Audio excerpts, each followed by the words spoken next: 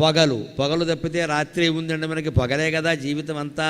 ఇప్పుడు పబ్బులు క్లబ్బులు అన్నీ వచ్చాక రాత్రి జీవితం కూడా మొదలైంది. లేకపోతే ఇదివరకు పగలే జీవితం అండి. రాత్రి ఒకటి మన విద్వాన్ విశ్వం గారిని ఒక ఆయన కవిత రాస్తాడు. గూటిలో దీపమును పెట్టి నోటిలో కబళమును పెట్టి అంటాడు. గూటిలో దీపం పెట్టేవారు పూర్వం, నోట్లో మొద్దెట్టుకునేవారు, పడుకునేవారు, ఇక మాట్లాడేవారు కాదు. రాత్రి అంటే ప్రశాంతం. ఇప్పుడు జరగకూడనివన్నీ రాత్రే జరుగుతున్నాయి. అసలు పగల కంటే రాత్రే ఎక్కువైపోయింది మనకి. ఈ రాత్రి జీవితం నుంచి మళ్ళీ పగటి జీవితానికి మనం మారాలండి. దివాకరహ అంటే అర్థం అది. రాత్రి అయింది అంటే పడకే అంతే. 8 గంటల పడక ప్రతి మనిషికి అవసరం అండి. ఇవాళ యువతరం గమనించాలి, పడుకోవట్లేదు వీళ్ళు ఎవరు. 1 గంటకు పడుకుంటారు.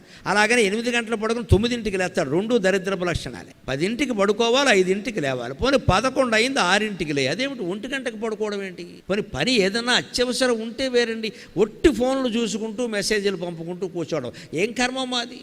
Early to bed and early to rise అని ఇంగ్లీష్ వాళ్ళు కూడా చెప్పారు ఆ విషయాన్ని.